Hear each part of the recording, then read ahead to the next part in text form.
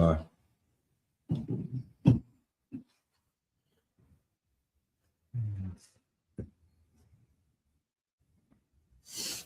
All right, shalom, Akim.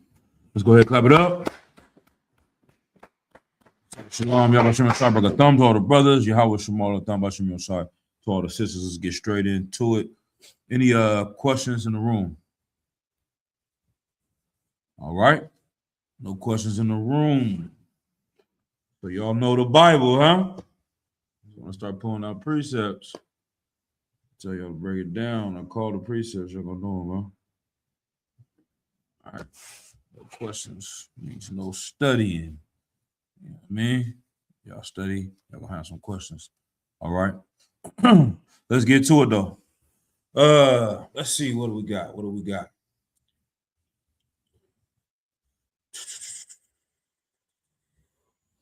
Straight into it. Where? How do I want to attack this?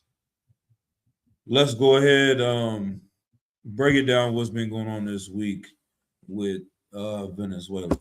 Azar one. So, Salakia, sir. So apparently, what's going on with Venezuela is that Trump has pretty much kidnapped the president and his wife. Yeah. Brought them back here to the United States and putting them charges of pretty much basically drug trafficking. Yeah.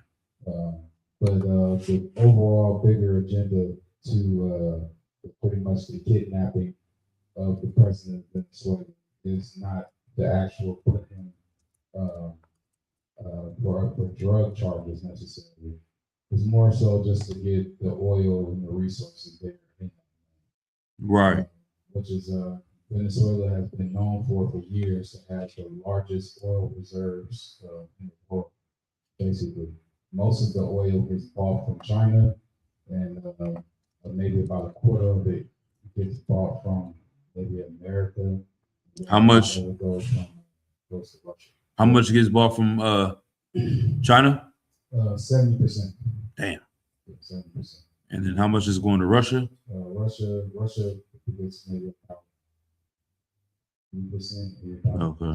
10%. But they're not selling it to the U.S. at this point. No, not really. A lot of now what happened is that Trump has seized a lot of the oil. So he stole 1.9 million barrels on pretty much this big oil tanker.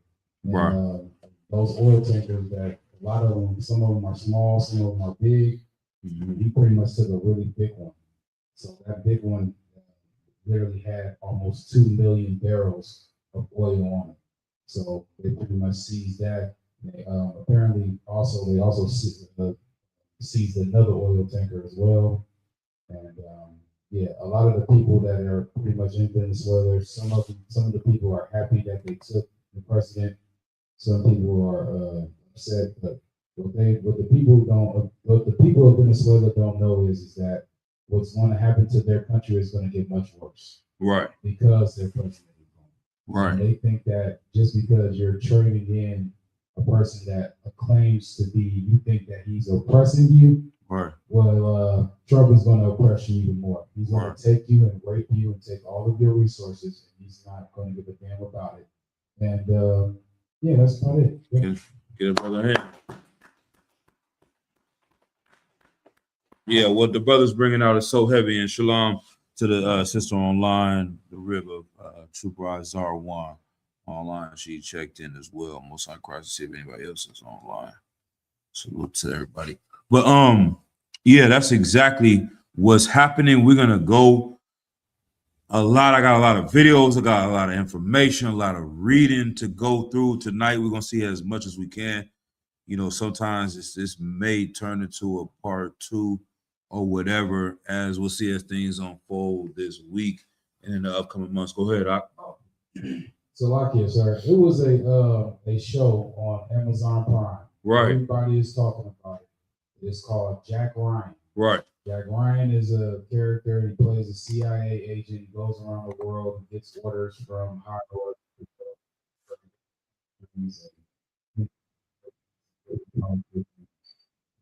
Yeah, I got it queued up. Yeah. I got it queued up. And one of the scenes where in the scene in the scene of the show, he's going to tell you he's at a college lecture, and he's going to tell you that pretty much basically that which country do you think that pretty much basically that we're going to have issues with in the future or Right. blah blah blah blah, and people in the classroom were guessing North Korea, China, Iran, but no, he was like, nah, Venezuela. Right. And you said, and if I may, you said this came out of what, 2019, huh? 2019. I Right. watched the show in 2020. Right. So during the pandemic, I watched it, and yeah, it's a good show. Everybody should watch it. And it tells you everything about their plans and how they infiltrate different countries to take over and topple their government. The water. Go ahead, Doc. It's heavy even more to this whole topic that has been brought up. Like, I just had a question. I'm like, how long has the U.S. really been after Venezuela's oil? And so this dates back to the 1920s. Correct. That this has been going on. So it's like it's no surprise that they're kidnapping the president. Right. Wife, I didn't know his wife too. Yeah. But, and his wife now to accuse them of something like their trafficking. Come on. And that's showing you who the oppressor is and why we say he's the devil. You understand? And like Yawasop was saying a couple weeks ago, he was like, and they say because we call the white man the devil, we talk about the white man too much. He said, no, you don't talk about the white man enough. Y'all don't really understand what's going on, and you're taking things for face value of how he is, and he's already done so much evil that things are on autopilot right now. You understand? Like, he doesn't have to do as much as he did 100 years ago, 200 years ago to get his slaves in order, let alone he's still doing operations like this, focusing on stuff on this end, on the back end, doing these things over here, all these different things to take over countries and exploit and oppress our people, specifically the children of Israel. You understand? But all the other nations as well. Give me Job chapter 9, verse 24. All right. And I'm going to play this video while you get in that verse. Let me see. Plugged in. Yep, I had it queued up. As soon as you told me about it, I knew I was going to play that in class tonight.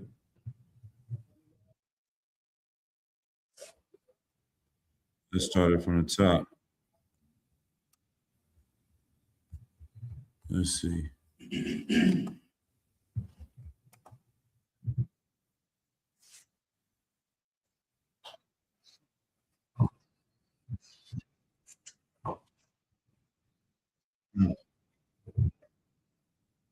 Can y'all see it, or you're just gonna hear it up? Just, you might want to cue it up though, just to see, because I got a lot of videos.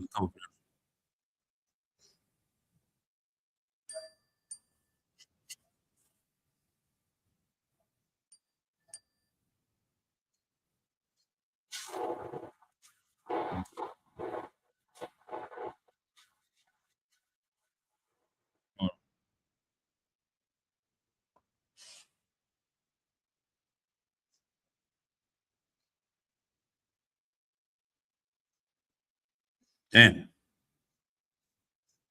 Whew.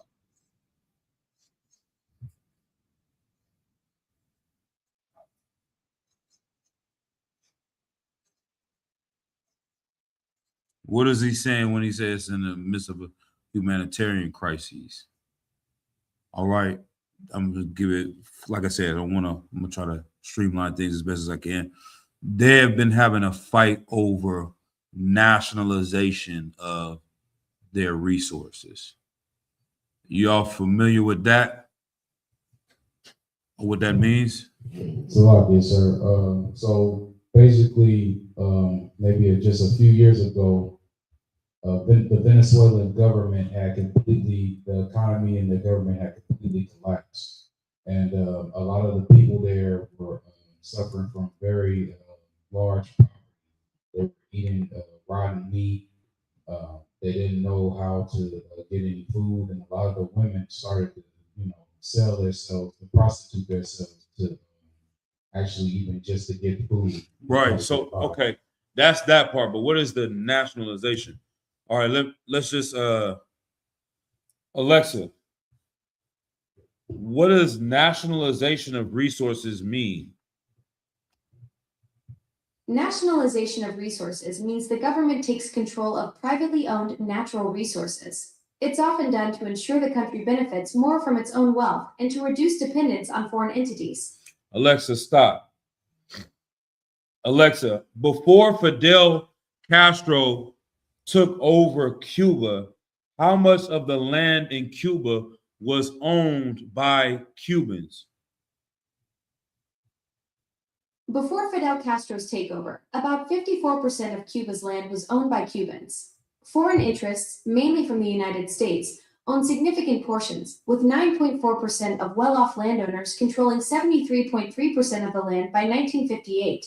Alexa, stop. Hold on.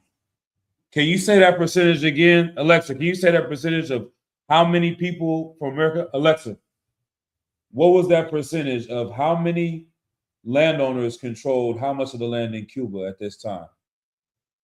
Let's see if it remembers what I just asked. 9.4% of well-off landowners controlled 73.3% of Cuba's farming land by 1958. Alexa, stop. Okay. So this is what we're going to get into and break into the understanding of capitalism versus communism. You understand? Nationalization. Oh man, this is so hard. So much to start from. Go ahead, Doc. No, I'm looking at some of these details of Okay. What the nationalization was, or Mhm. you know what I mean, the investment that the U.S. has also put into this, right? And I don't know what the PDVSA is, but it says this happened in 1976 when Venezuela nationalized its oil industry, creating a state owned by PDVSA. I don't know what that is. Cons. And the sister said, "Would this be socialism?" Cons says, "I didn't see the comment, but yeah, that's exactly socialism. Communism is the same similar things. Or they say it's one step before you get to communism is socialism, right?" But go ahead, Doc. But basically, like the assets that the U.S. holds are through Exxon and ConocoPhillips. That's in 2007. That's like where their things got into. Have some sort of control over their oil or something. So I wouldn't more of it. Okay. So that's what I'm getting at. Okay. Let's like I said, there's so many different things. Let me see if I can get a couple of versions. So we're gonna finish with the Jack Ryan clip, and then we're gonna read the precept.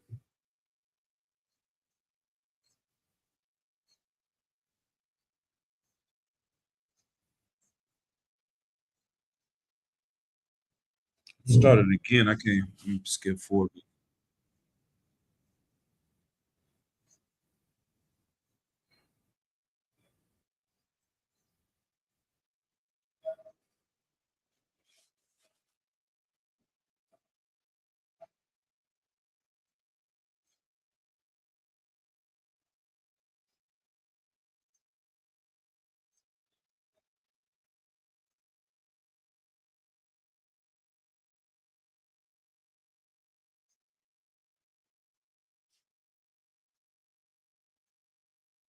Damn.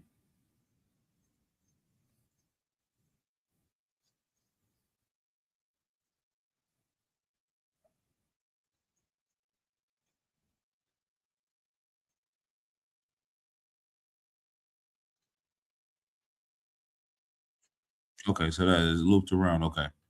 So the reason why they have been fighting for bread to eat, the reason why women are selling their bodies just to get basic necessities in Venezuela is because America from the outside is trying to destroy their economy. and block them off from the rest of the world because of their choice to nationalize these resources. Right?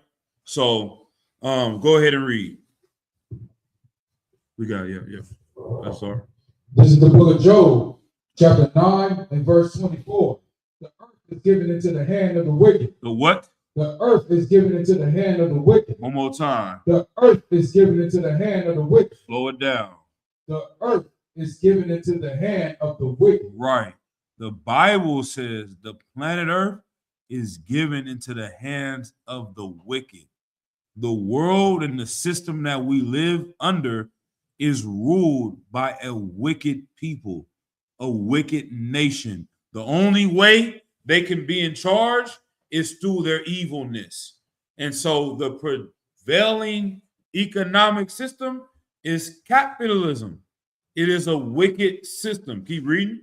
He covereth the faces of the judges thereof. Right. They cover up the faces that we see of the Russian icons that we have on the wall here in the school here in Richmond.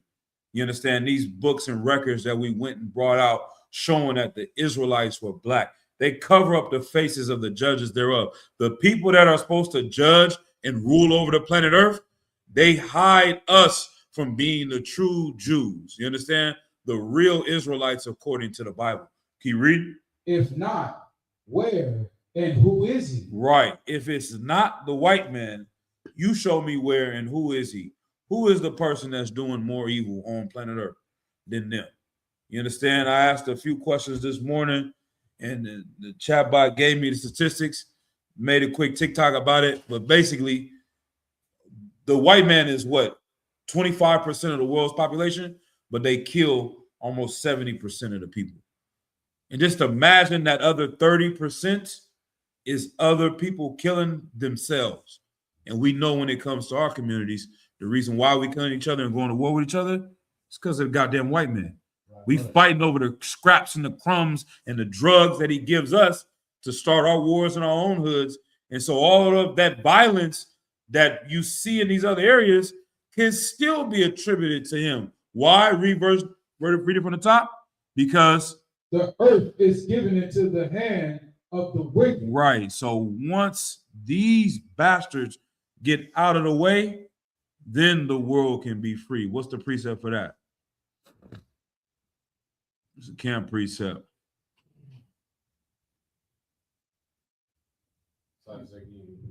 How do we know that once these bastards get out of the way, the world would be better? It's a precept to prove that.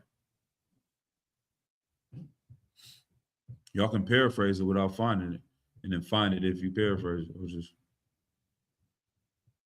Which one am I looking for? Go ahead. So I can say, is it children are your rulers? That's not the one I want. Right. How are we gonna prove that the earth will be better when the white man is no longer in charge? Go ahead. The earth rejoice. Yeah, it's a spotty one, but yeah, when the righteous are in rulership, the people rejoice. When the wicked, give me Proverbs chapter 29, verse 2. And then we'll play a couple more videos, man. The earth is given into the hands of the wicked. The birds, all the fish and the buffalo. What couple animals we were looking up when we was in Tahoe? You like the grizzly bear. You like, we just seen a grizzly bear. I'm like, ain't nobody seen no grizzly bear in California for a minute. The white man came and killed all of them, and they got smart enough and had to move to Seattle and Alaska. And, you know what I'm saying? They migrated out of here. There's too many of them around. That shows you how intelligent they are. You know what I'm saying? The Lord had to guide them out of California. And you know how evil is? That's what he does too.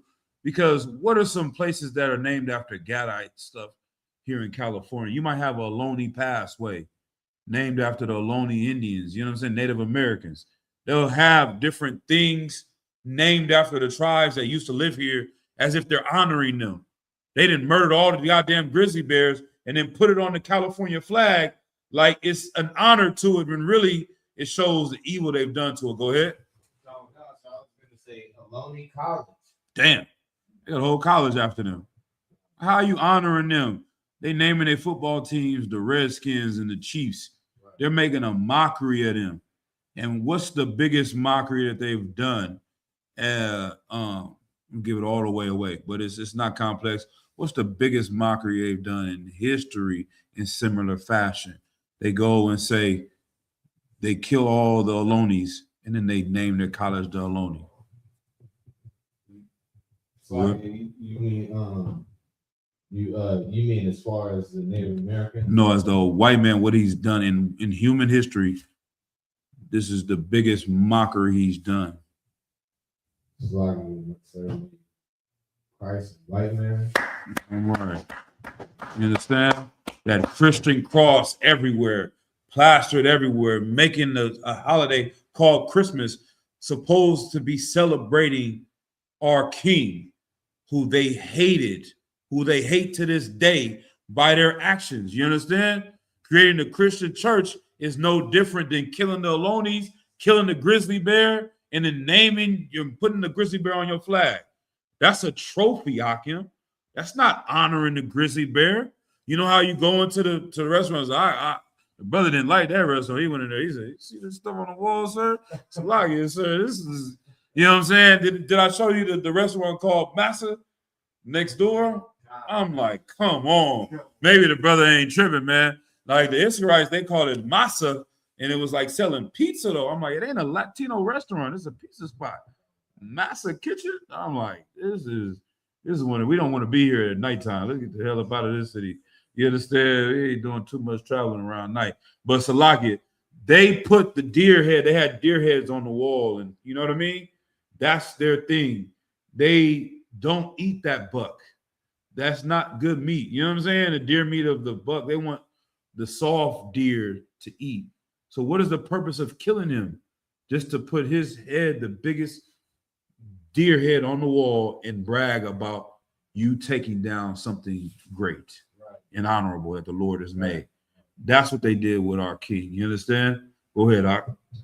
So like it seemed super light when we were talking about it earlier today. This morning is like the white man wants everything to be Can you bigger. bring me that water or give me a water bottle? Like every one of his trophies goes from small to the biggest that he can possible. As far as the grizzly bear being the biggest bear, he even wants his fruit to be genetically modified. We were talking about that earlier.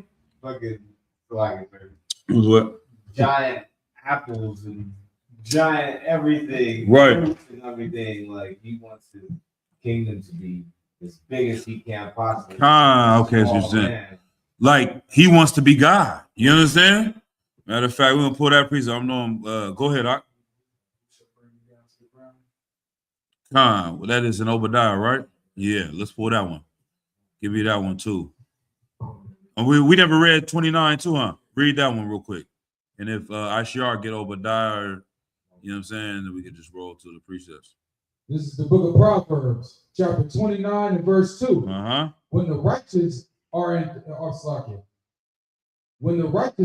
authority, right, the people rejoice. Right. When blacks, Hispanics, and Native Americans, the righteous in earth, the ones that are trying their hardest to forgive the white man, no matter what evil he's done. Like, no matter what he's done, we always trying to forgive them because we're the righteous in the earth. You have to train us. You have to break us. You have to do so much manner of evil to get us to even be somewhat like the oppressor. But if we are in rulership, you will see how great and honorable blacks, Hispanics, and Native Americans are. You'll see how great the children of Israel are. Right there, when the righteous are in rulership, read. When the righteous are in authority, right, the people rejoice. Right. But when the wicked bear rule, right, the people mourn. All the people in the world mourn. And we're going to see how the people in Venezuela are going to mourn after Donald Trump is done with them. Right. After the Roman Empire in today's time is done with them. After these evil bastards, you understand, that rule the businesses and the Exxon and the Chevron. You understand? We tell you what Exxon and Chevron do. They did it right here in Richmond.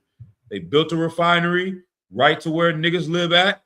Don't care if the thing catch on fire, the smoke come. Kids got asthma here. Kids got what other lung things you have? Bronchitis, all these different things kids are born with or having at a young age in Richmond because of the evil of this oil refinery right here. You got something on that?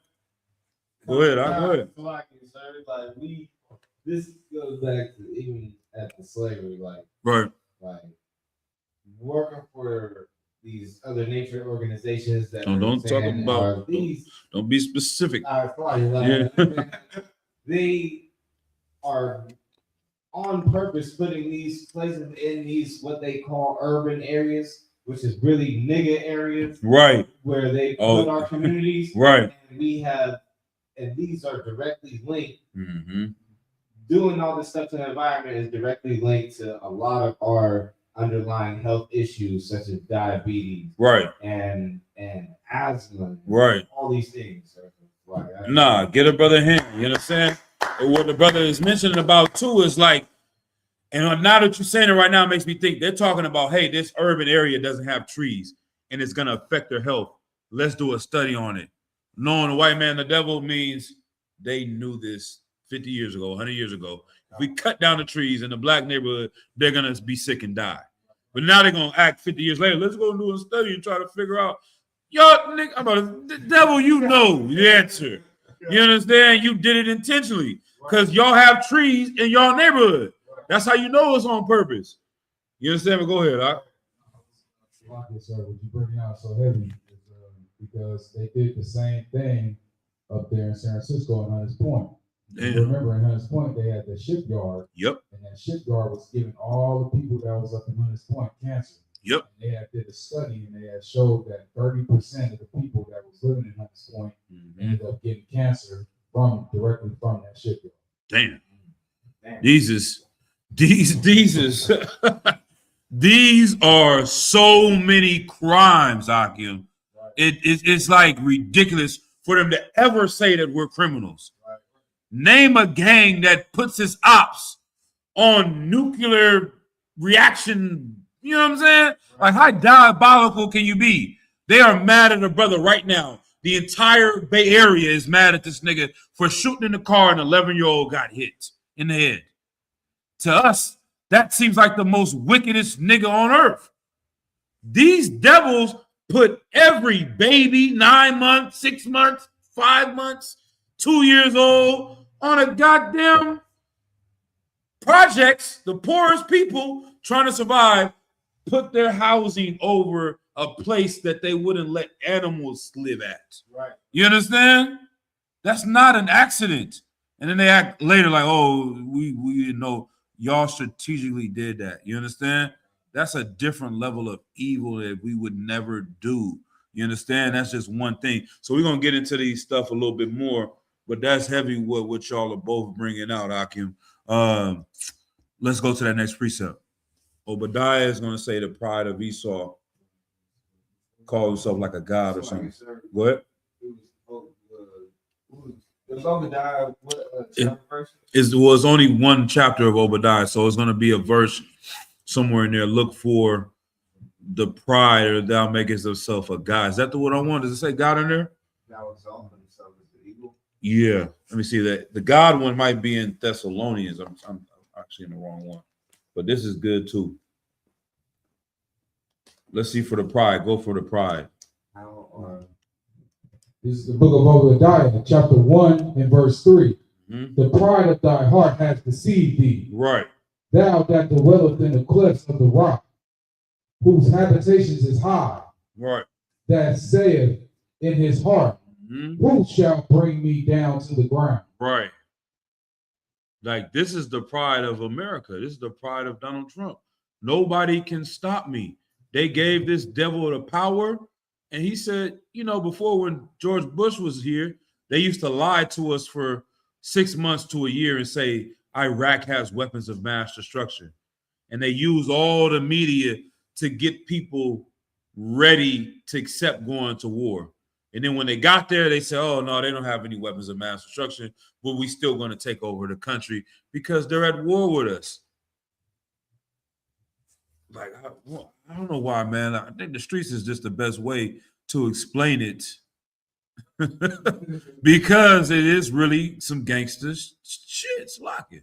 You know what I'm saying? Like how else can you explain it? There's no other place. Basketball doesn't do the analogy enough. You gotta have some bloodshed, you gotta have some teams, you gotta have sides, gotta have ops. That's what they're doing on a big scale, but it's so large the average person can't really wrap their mind around it. So if this is what they did to Iraq, they're like, okay, these niggas got a big shipment. They got about 1,000 kilos came in from Colombia. All right, we need to get those keys.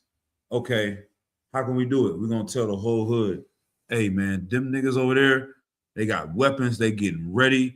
I heard them niggas got grenades. Somebody said they got a rocket launcher. You know, in Chicago, they had, was that real? Was Rondo number 9 really with the rocket launcher in the picture? They got rocket launchers over there. They about to come over and kill everybody over here. We need to go over there and get those rocket launchers before they come and destroy our hood. Our hood will no longer exist. That's what you telling the little homies. You're not telling them that they got 1,000 keys and you want the keys. You just telling them that, nigga, they're gonna kill us. You get everybody to go over there. You go over there and start shooting at them. And they start fighting with you. Then you're like, oh, they didn't have no weapons, but we got the dope. But we're going to have to keep fighting them because they keep fighting us. It's like, why are they fighting y'all? Because y'all shot at them first. You know what I'm saying? Right. So they ended up staying in Iraq for so many years, took over the country, and then they got the oil, got all the resources. You know what I'm saying? So go ahead, you got something? All right. Is there anything else on that one? Go ahead. Verse 4. Though thou have the socket, though thou exalt thyself as the eagle. Right. And though thou set thy nest among the stars. Right. Thence will I bring thee down, saith the Lord. Right. That's get a Lord in here. You understand? That's what we pray and wait for. You understand? The priests and prophets understand that no matter how much power, no matter how much weapons, money, resources, they take Venezuela, they take Iraq, they can take everything. They cannot stop the Lord and what he's going to do because they're trying to make themselves a God. Now, the precept for where he is a God is in what? 2 Thessalonians, either the 2nd chapter or the 3rd chapter, where it says there has to be a falling away from. But we can paraphrase that. Brothers know where to find that. Sisters know where to find that. But times say we're going to move through some of these videos. I think the first one I'm going to show is how you are being exploited under capitalism. The reason why I wanted to get into this topic is because it's like, sir, one just got arrested for having over 100 body remains. God damn. Where was that at? You're going to have to explain that a little bit more in the yacht. Is because we was talking about in the yacht. See, you always know about where the bodies is at, man. And the harvesting or whatever. This brother, most high in Christ, man. But yeah, you be a little bit clear on that and let us know about that as well. We look into it. But I was on TikTok and we were going from one topic to another topic. I forget where was the initial topic. What was the room was about? The room was about somehow it jumped to abortions. You understand? And then later it started to get into the economy and how we oppressed in America. Like, you know, me, I'm UPK, so I'm always going to blame the white man and say that we're oppressed. And the sister got mad, you know what I'm saying?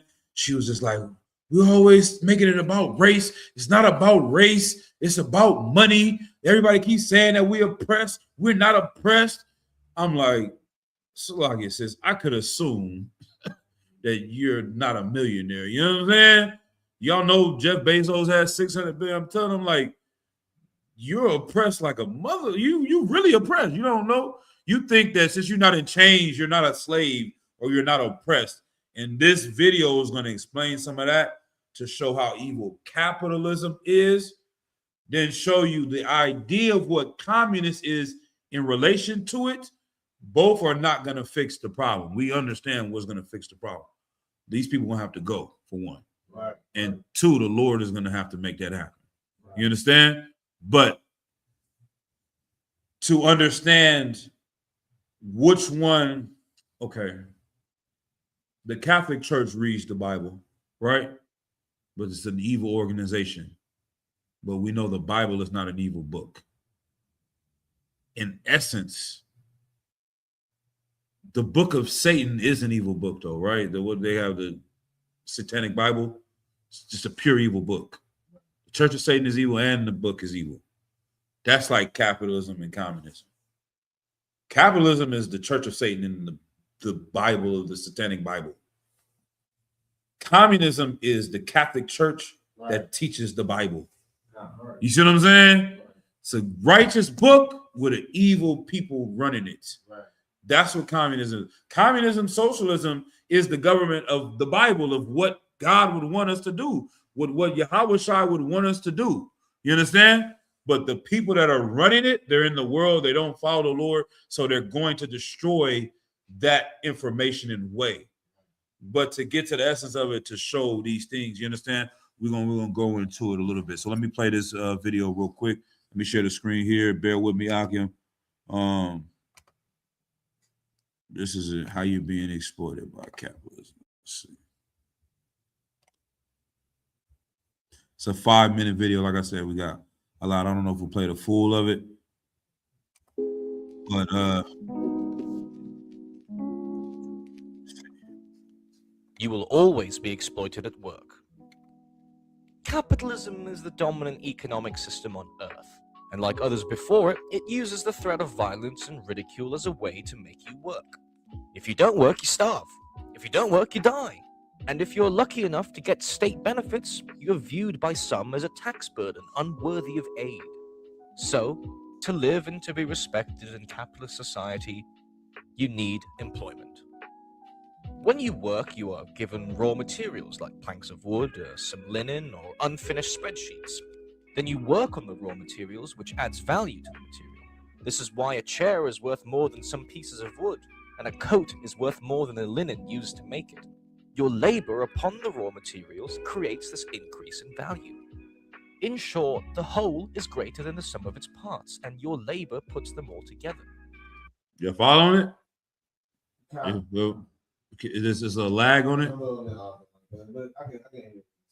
Got it, okay. Got some more. It's like this, sir. It's basically saying that if you don't work, you don't eat. Correct. But the part of where it's going to tie in a little bit more was differences. Today, you don't work for yourself. We're exchanging our labor, our work for, it's going to explain. Let's go a little bit farther. But it's saying you go get a plank of wood, it's not as valuable as the desk. It's not as valuable as the car that you get versus just the iron in the earth. You understand? You work and add value to what's already here by forming it into a table, by turning it into a car. Now, the energy you put into it made it worth more, but it's going to explain a little bit more. This value is determined. This value is determined by socially necessary labor time, the average amount of time taken to produce a certain product by a worker of average skill and productivity acting with average tools. These different values are then reflected in the differing prices attached to them on the market. There are other factors, of course, such as monopoly power, fashion, supply and demand that go into the price of a commodity, but these only fluctuate a commodity's price around its objective value. They do not determine it. This is why a TV will always be more expensive than an apple. More labor is required to produce a TV than an apple, no matter how much prices fluctuate. As a worker, you sell your labor power, your capacity to produce value, to the capitalist. Alexa, be quiet. She out of pocket. Raise your hand this time, bitch. Before you say something in this class. It's like it. She just started talking, and I don't know where she heard Alexa at in here. But he said, as a worker, you sell your labor power, you produce this item, and then that's where the value of the item comes from. So he said, apple, you plant a seed, it grows thousands of apples. But to make this TV, you got to go in, get the plastic, break down this, put the microchips, put all these things together, in the factory, like we saw the robots doing all this stuff. Now this TV is always going to be worth more than the Apple. You understand? Because it takes more to get it than it does for that. All right, but let's keep going. It's going to break it down a little bit better. As a commodity, and to ensure you continue to work, they pay you just enough so that you can live. Let's say, hypothetically, that you work at an unnamed chain fast food restaurant. The company might provide you with 50 pence worth of pre-sliced potatoes. You fry them, and then your employer sells them at the price of £1.50. Now, 50 cents of a potato, you fry it, now they sell it for $1.50 for the package of French fries. through your labor, you've added a whole £1 worth of value to the potatoes, transforming them into fries or chips if you're normal. Imagine now that you work for £10 an hour. As explained, your labor must be producing some amount of value every hour. Your employer will pay you back some of that value for it in the form of a wage. If you were creating £10 of value per hour, there would be no reason to hire you because they So the British just kind of throw me off myself. But I'm able to watch it as it's going. But if you created 10 pounds, you're getting paid $10 an hour. So that's all the pounds too is throwing me off. You get paid $10 an hour and you created $10 an hour worth of work for them. There's no reason for them to pay you. You understand? If you sold just 10 packages of goddamn French fries, they made $1 profit. They're paying you $10 for every package of fries you make. There's no reason to pay you. You know what I'm saying? aren't making profit from your labor. Maybe you create £20 of value per hour. Your employer can then use you for profit. Some of that will go to other expenses like raw materials, say £5. That leaves another £5 of profit for the business owner, or what Marx would call surplus value.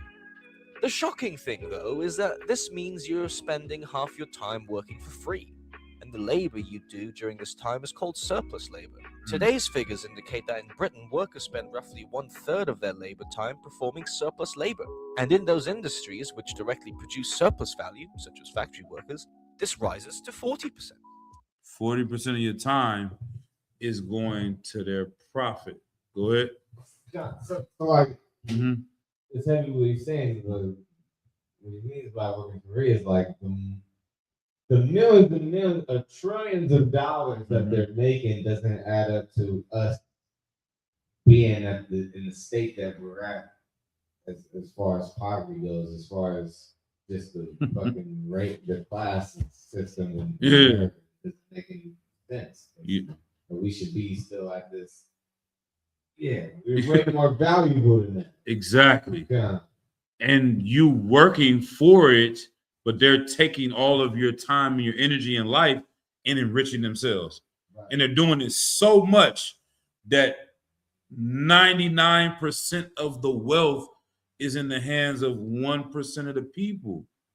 So they're taking 99% of everybody's surplus energy and giving it to 10 people. You see what I'm saying? 100 people, 660 people. Like that's it. They're taking all the world's energy, all the resources on planet Earth from every nation, from Africa. They divided up Africa in the colonial era. They took the land from China and they took all the resources from China. The British Empire owned India, took all the things that India makes, and it all is going to Europe and America, all to the white nations. And it's through capitalism. The system that's set up is made to do this. So I'm gonna play a little bit more. What you say? It's like the stash house. Yeah. They exactly everything get brought back here. Nothing is, you know what I'm saying? So yeah, if we break it down into a brick term, you gonna sell one. How can you say? It's like, what's the numbers on that? 40%. If you're working, you're gonna get 60% of that energy that you put in that hour is gonna go to you. 40% is gonna go to them. But out of that 60%, you're gonna spend 90% of it on them as well. You know what I'm saying? Just to survive. Because you're going to pay rent, you're going to pay this, you're going to pay that. So you're not coming at the end of the month with no savings. So all of it is literally going to them. it's still they're getting. That's how they get the 99%. You know what I'm saying? This is a wicked thing. Yo, what? So, like sir, that's why they were sitting up there coming out with those studies where these doctors and these high level PhD professionals, they were making $350,000 a year, and they were literally living paycheck to paycheck. Right. Damn. That's crazy. It's possible, especially here in California. Let's keep going. I'm gonna play a little bit more. Given time and thousands of more workers exploited, your capitalist boss will achieve a hefty net worth, which is made up of work done by you and other people, not by them. They supply the tools and the raw materials, but it is ultimately your labor that produces the value that allows them to accumulate this profit. This separates the two main classes in society: the proletariat, those who work to live, and the bourgeoisie, those who exploit, those who own nothing but their labor power, and those who own the means of production. Sweet. This is the division. I wish I could really get up on the board and just show it visually. Is this one side, the people that own the businesses, own the machines that break down the raw material, and then you go and work for them, and you produce the desk, you produce the TV, you produce the car, you go to the Tesla factory. Who's working in there? Blacks and Hispanics. You know what I'm saying? But who is making all the money from Tesla? Elon Musk. He ain't made no goddamn car, not one of them. You understand? But all that energy from everybody in that factory, he taking 40% from you, 40% from you, 40% from you, 40% from you, 40% from you, 40% from you. Then he's taking, like I said, now you're going to take the other 50% of your actual money I gave you back anyway. You understand? Because you're going to invest in the iPhone, which Elon Musk is invested in. You're going to buy the goddamn Tesla that you just made. He's going to take 60 bands back from you, put interest on it. You're going to buy, you see what I'm saying, the hotel over here that all of those things, you got to get high, you got to get drunk. They know in order for you to just manage life of working, you know, at the Tesla factory, how many hours you got to work. Y'all in the Bay Area, y'all know it, right? Right. How many hours you got to work for Tesla? 12, 13 hours, mandatory. You can't work up there unless you're doing a half a day. Like, you know how that is in your family. What are you doing other than sleeping and working? He got them niggas in a goddamn, I don't even know, like what's that called? They're hypnotized and work. Right. You know what I'm saying? You need 8 hours of sleep. Some people are driving from Stockton, Akim, to the factory. Right. Hour and a half, 2 hours, 3 hours right there. Get there and work 12. That's 15 hours out of the day. It's only 24. You got 9 hours left. You got to sleep 8. Who the hell is sleeping 8 hours? You want to spend an hour on TikTok now, Instagram, just to escape that you've been at work all day. You want to watch something on Netflix. You know what I'm saying? You want to eat. Now you got 5 hours to sleep and get right back up and go there. And he does that till you burnt out. You can't work no more. You're too high to even give a care about a job. And then he gets the next person to come in. But all of that is done where he could pay you more. You could live closer. He could say, just work 8 hours. He could give you so much more out of his energy and say, you know what? I don't want $600 billion. Just give me $300 billion. All of those workers' lives would damn near double in value. You know what I'm saying? Tomorrow. What's like? Go ahead, Doc. Lock it, sir. Elon Musk pretty much has his slaves in a MK Ultra trance. That's the word I was thinking of. A trance, exactly. Yeah, because you work, you sleep deprived, and I bet you it's all bright in there and a whole bunch of lights, and you just can't even think. You know what I'm saying? And that's another thing. They keep you on the wheel. They don't want you to have the time to think. That's why being in UPK, when we keep school going for life, could come on my get that brother a hand too. He said one of the heaviest things I've ever heard in the UPK, man. He said the ISUPK is the only school that you enter into, but you never graduate from.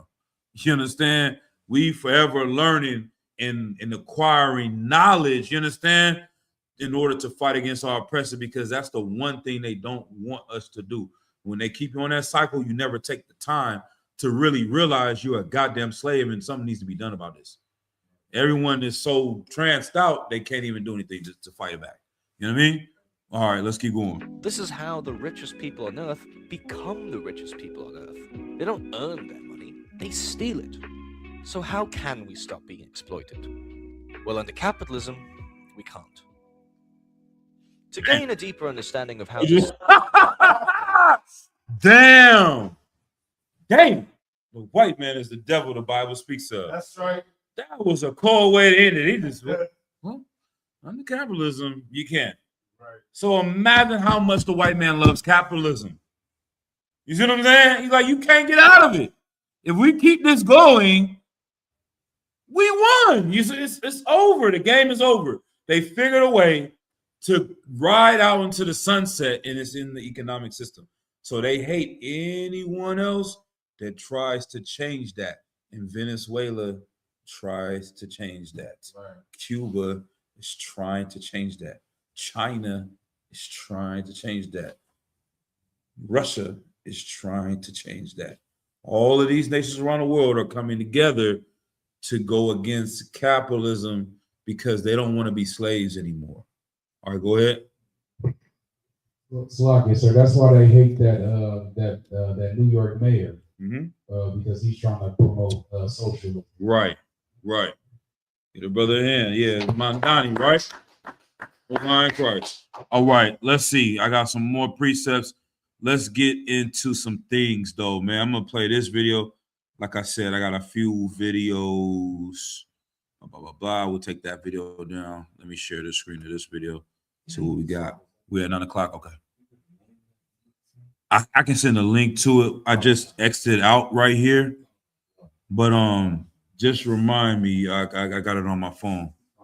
Like I said, man, I talked about this earlier. Let me do it now before I forget. But yeah, these devils are it's really ridiculous. I'm gonna send it to you right there. It's one of the videos. I think it's the one in the middle or top. You just click on them. All the links I sent to you from class tonight. Did it go?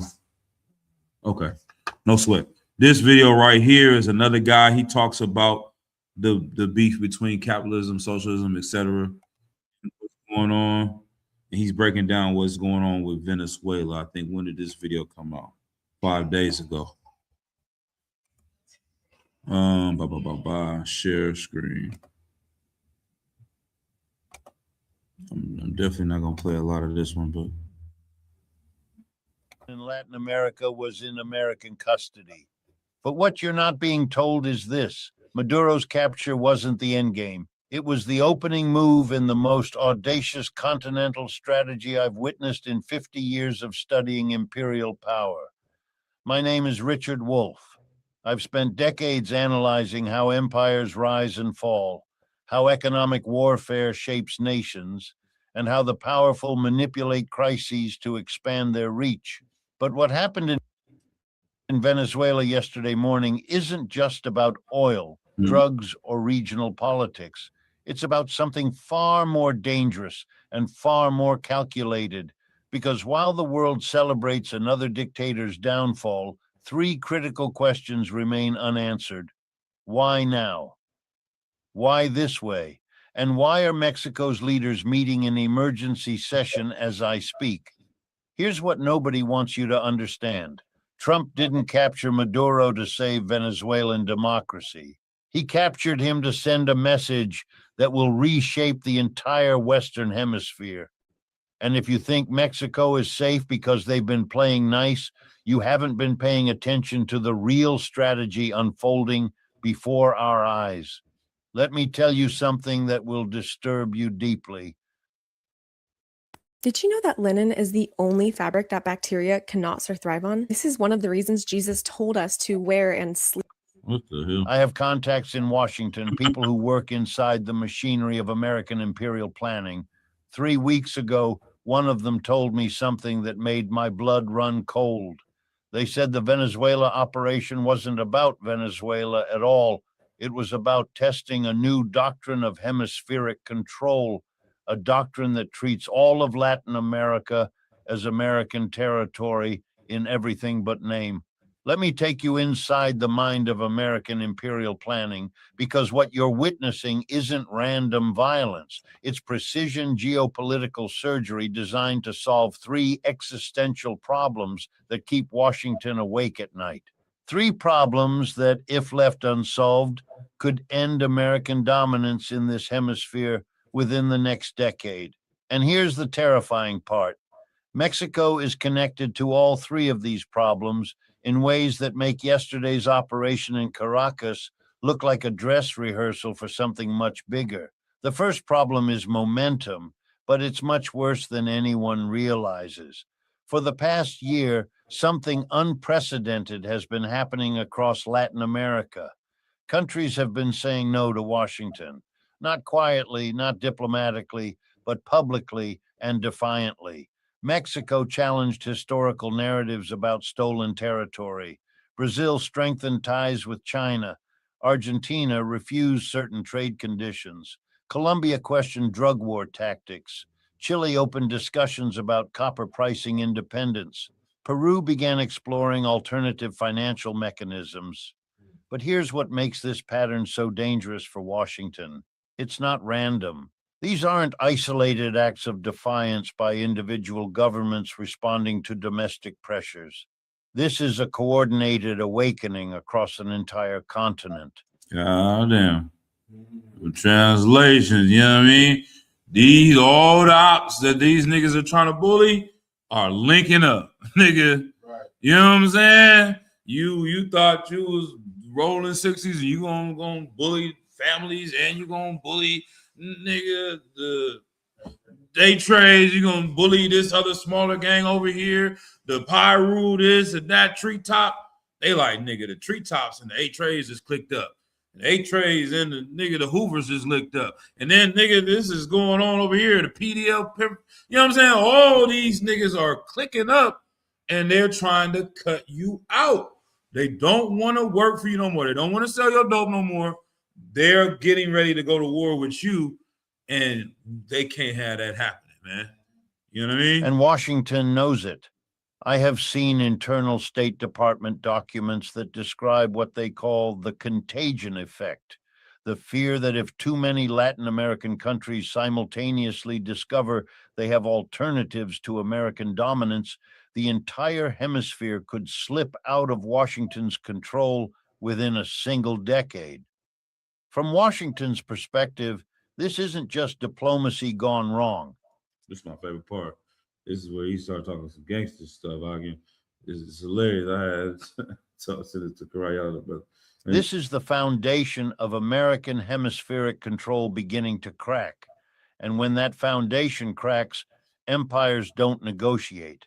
They demonstrate power. But here's what makes Mexico. She said, they ain't gonna negotiate, they're gonna demonstrate. They putting down a demonstration. That's what Trump did. You see what I'm saying? He had to go ahead and kill somebody in front of everybody, like, you know what I mean? Y'all think we ain't had it? We still got it. We'll move up on you. Y'all better be scared. America, that we that guy. All right, go ahead. We still knocking niggas out. You think we'll move on you? You think it's a game? Trump here now, you know what I'm saying? We're gonna make America great again. Y'all out here, which one of you little Latin, little Spanish, Mexican little niggas want to move? You know what I'm saying? All of them are Mexicans, the white people, you know what I'm saying? I don't give Venezuela, Chile, Argentina, all of you little Mexicans better shut up and do what the hell America says do. I'm knocking shit out. I'm fading shit. You know what I'm saying? Go ahead. I was gonna say Trump running America like he Beanie Siegel. Yeah, get out or lay down. Lay down. That's how America's supposed to be ran. Any other way, it's not gonna work. And that's the battle here in America. Half of the country wants to do what America needs to do. They got to do what it's got to be done to get it done, be capitalists and be bullies and robbers and thieves. And the other half is like, oh, we should come together. We should hold hands. We should be socialists. And we should not be evil to. They're like, bitch, if we don't do this, we're not going to exist. If you go with them, they're the first person they killing is your white ass white woman. Right. You want us to join hands with the Latins? They don't. They're cutting our heads off if they ever get the chance to win this thing. China ain't coming over here to hold hands. They're coming to lay us down. We done too much. Like, you know what I'm saying? Like it's like a gang leader He strapping up, he getting shit, nigga, giving order, nigga, go kill him, nigga, go over there. His wife is just like, baby, if we just end the war now and stop it, then maybe we'll be able to survive. They're gonna surround the house. Bitch, ain't no peace. You know how much I did? Nigga, I fucked his wife. That's like, I'm going too far. Nigga, I done his wife. I done that. These niggas ain't gonna come in here and talk about no peace, nigga. They come in this house, nigga. They killing me, they killing you, and they killing our kids, nigga. It's over. We either gonna have to win this war, we didn't go too far, or it's a wrap. You know what I'm saying? That's what America has done. You know what I'm saying? He said they putting down a situation uniquely dangerous. They weren't just participating in this wave of resistance, they were leading it. When Mexico began publicly questioning the legitimacy of 19th century territorial arrangements, when they started talking about historical fraud and coercion, they weren't just challenging a treaty. They were challenging the moral foundation of American continental dominance. Okay, so boom, I'm gonna start. Mexico's right here. They had a North American trade agreement between Canada and Mexico because you can't have an op that close. You understand? On your border. The one thing that made America so powerful is they got an ocean on one side and an ocean on the other side. It's hard to have a naval attack without, you know what I'm saying? You can't reach this place without a plane or a boat, but land is the most dangerous way to get to somebody. You know what I'm saying? You can just walk over there. If they, instead of flying over to America and they shoot it down, if they just fly down to Brazil and start marching up here from China and Russia, start Mexico, give them the pass, they need Mexico on America's side. Like, hey, you got our back. If somebody come over, you kill them. Mexico's starting to be like, nigga, I'm rocking with Venezuela. They got the gold. They got the bitch. They got, you know what I'm saying? They coming up. They got oil. We got things. We got stuff in Mexico too. We don't want to be a slave no more. They found a way out. We rocking with them. China, BRICS, everybody coming up. We don't need America no more. They like, if Mexico goes, it's really going to be a problem. And they're having these meetings. So I'm going to let this guy go. Like I said, those links on that, we're going to X this one out, go to a little bit more, get a couple precepts. Give me Ephesians 6 and 12, Bible shot. I know we're on the time, but we might go a little bit over, Akim. You know what I'm saying? Go ahead. So like I said, I just thought about a precept about rumors of wars. Please, go ahead. Pull it if you got it. Like, It's Matthew 6. 6 and, no, Matthew 24. Matthew 24. You can look down there and see it, but you'll read Ephesians when you get it, and then we'll have that brother comb through Matthew, and you'll find it. Matthew 24.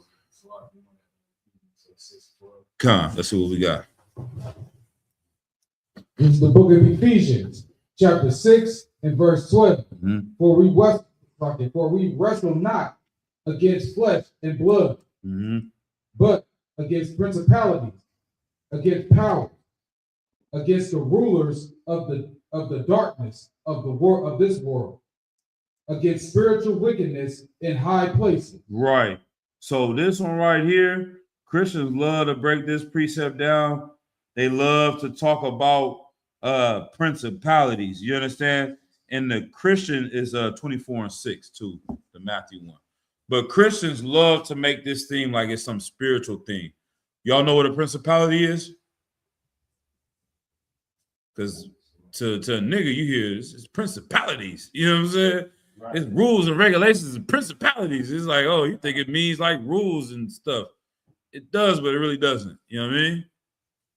In this context, Alexa, what is the definition of principalities? I'm saying it right. Principalities are territories ruled by a prince or princess. They can be independent states or part of larger political entities. Alexa, stop. See the difference?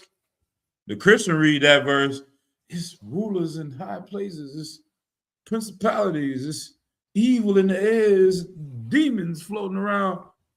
You know what I'm saying? They making some old spookism. This is saying it's governments. You know what I mean? But you raise your hand up? I sure. Yeah, territories, governments ruled by princes or kings. A prince is a king. Read it again like that and see that in your mind when you hear that. So we wrestle. Zlakia, this is the book of Ephesians, chapter 12. Zlakia, this is the book of Ephesians, chapter 6 and verse 12.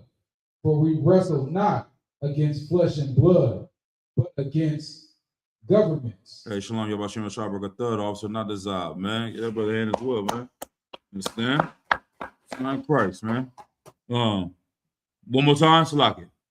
This is the book of Ephesians, chapter 6 and verse 12. Right, For we wrestle not against flesh and blood, right. but against governments, Uh-huh. against powers, Right, against the rulers of the darkness of this world, right, against spiritual wickedness in high places. right. So it's not only that these people are rulers of the world, not only are they running the governments, they're running the territories, they're running the politics, they're running the economy, they're running the money, they're running the military. It's a spiritual element to it. Now, that is the side that it's not just a spiritual thing the way Christians making it, and it's not just a governmental thing like you may think. It's both. Not only are they evil, it's in them to do this. This is the mission for them to do this, to destroy the earth. You understand? That's what the oppressor has been built up and made to do. And the Lord talks about that. Let's go to Romans 9, chapter 9, real quick. Unless you wanted to pull to Matthew.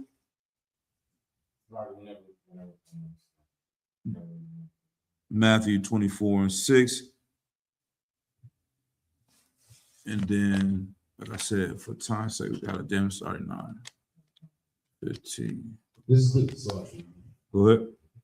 This is the book of Matthew, chapter 24 and verse 6. Mm-hmm. And ye shall hear of wars and rumors of wars.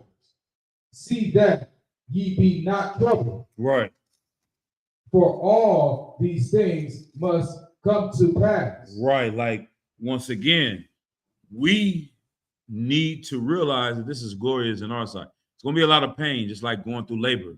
That's what it says. It likens it to labor. That these things that are happening, these wars and these rumors of wars, are going to be great pains in the earth. But after the baby is born, you see why it was there. The baby that's going to be born is the kingdom of heaven, which is ruled by the children of Israel. You understand? And I think in Revelations, the 12th chapter, it talks about they tried to kill the son, or tried to stop the baby from being born. Talking about the children of Israel, talking about our king Yahushua, that these nations wanted to stop the mother from giving birth. You understand? So all these things are connected. Let's go ahead and read the next one I said. We're reading Romans 9. I didn't give you a specific verse on. Let's drop down to verse 17. This is the book of Romans, chapter 9 and verse 17. For the scripture saith unto Pharaoh. Matter of fact, go to verse 13. We'll give it the full context. Verse 13. As it is written, Jacob have I loved, but Esau have I hated. We've all heard that. The Lord loved the children of Israel. He loved niggas. You understand? The people they hate. So if the Lord loves us and they are against the Lord, then they have to hate us. Correct? Right. That makes perfect sense, Akim. If the Lord loves the children of Israel and he hates this nation of people have to hate the children of Israel.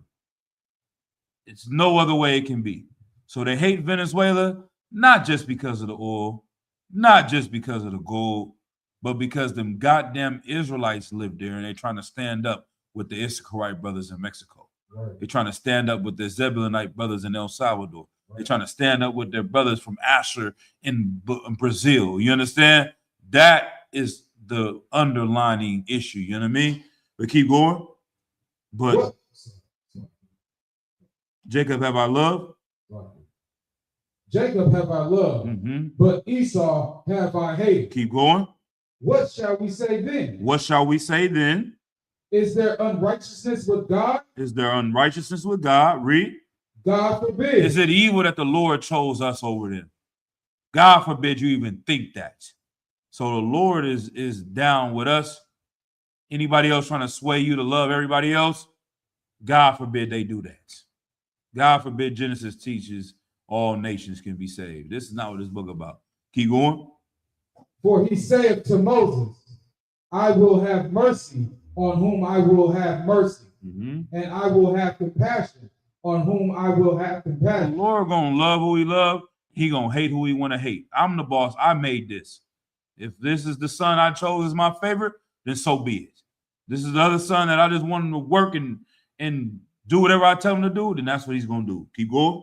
So then, it is not of him that with No them. matter how much you want to beg and plead and love them, what your will, it's not your will be done, it's my will be done. You understand?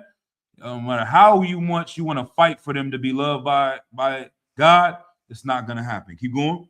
Nor of him that runneth, but of God that showeth mercy. Right, keep going. For the scripture saith unto Pharaoh, even for this same purpose have I raised thee up. Who raised America up? The Lord raised America up. Who gave Donald Trump the keys to the nuclear? The Lord gave him access to that. You understand? It's a precept that says that the I forget. I haven't heard that one in a long time. Go ahead. It says that the Lord gives the kingdom to whoever he wants to. That one, but it's another one about the weapons. I haven't seen this one in a long time. I have to find that later. But the weapons and the knowledge to make these weapons, the Lord gave them the wisdom to even do that. You understand? Let's keep going. But he raised Pharaoh up for this purpose. Keep going. Even for this, even for this same purpose have I raised thee up, Right. that I might show my power in thee. This is not some spookism book, Akim. This ain't what the Quran is talking about. This makes sense. This adds up to what we watching. Like, I don't read this in the Quran. He's saying that I made a nation so great and so powerful that I'm going to tear it down to show the whole world that I am the Lord. You know what I'm saying? And there's never been a nation more powerful than America. They took him out of there. I didn't even know shots was fired. Like, you know how do you got to move like that to even kidnap a president?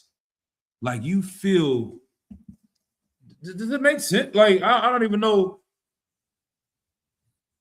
It's probably harder to, who y'all got, man? Who we got? I don't know the Northanians or Southanians. Larry Hoover. You know what I'm saying? Like, it was harder to get Larry Hoover than it was to get the president of Venezuela. Like, you know what I'm saying?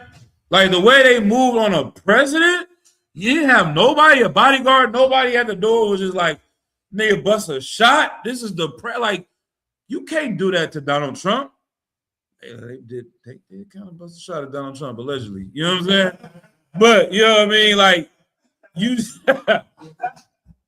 might not have been the best example, but you know what I mean? Like, he had some. As soon as it happened, they didn't arrest him and take him. The best thing they can do is do a sniper shot, but nobody walked up when he got all these guards and military and police around. Nigga, the MAGA people would have done something. You know what I'm saying? Like, nobody just walking up and taking him out of the country. Right. You know what I mean? They did that in the middle of the night and took his wife. Like, come on. That's some gangster. That's some cold move. Go ahead. He was hard to get exactly. That was a good example. Yeah. El Chapo was going in and out of jail. He was on the run for years. You know what I'm saying? How did they get into? They had to drop on him so long, which makes me know. Okay, I'm gonna ask y'all. What does that let you know about if they was able to take him and his wife like that so easily? What does that let you know? There you go. Right. He's a snitch. Right. You know a lot about that. This is the last one. I'm gonna leave the brother alone. If I leave it alone, so like I'm gonna stop, man. There was back door. You know what I'm saying? Somebody left the back door open, bro. But it wasn't a small back door. This is like chill. This is like a very it's so many different people had to be set in place to set him up. That is a wide orchestrated thing. People in the military are part of this. People in their CIA were a part of it. People in their goddamn, you know what I'm saying, who protects the president, what they call it? Secret Service, who were a part of it. Right. The police were a part of it. Their DEA was a part of it. It had to extend all the way out to the person that's on the street just watching the traffic cop. In his radius had to be a part of it. Right. Because somebody had to get past him to get inside of here to go over there, get past that guard. Like, it'd be harder to take Tekashi 6ix9ine down than it would the way they took, you know what I'm saying? Right. You know what I mean? Like, this is ridiculous. But I'm saying all that to say, what that shows you though, the problems in Venezuela that has been happening, why they say they hate Maduro, are really not him. It's the American government inside of Venezuela doing all this evil work. So if you know Marcus Garvey, he tried to get a boat to get black people to go back to Africa. He spent $1 million from the people. He raised $1 million in the early 1920s. He took $1 from every black person, went and bought a big old boat. His right-hand man was working for the FBI at the time or whatever government agency, cutting wires here. Oh, this thing set on fire when you try to start the engine. They putting oil where it don't need to be, opening up the valve. So now when he tried to move the boat, it don't work. So the people is looking like, damn, we put all the money in this. Is he lying? Is he taking our money? Blah, blah, blah. And it makes him look shaky. It's the same thing. So now it's like the people like, oh, Maduro, he's not a good president. We starve and we hungry.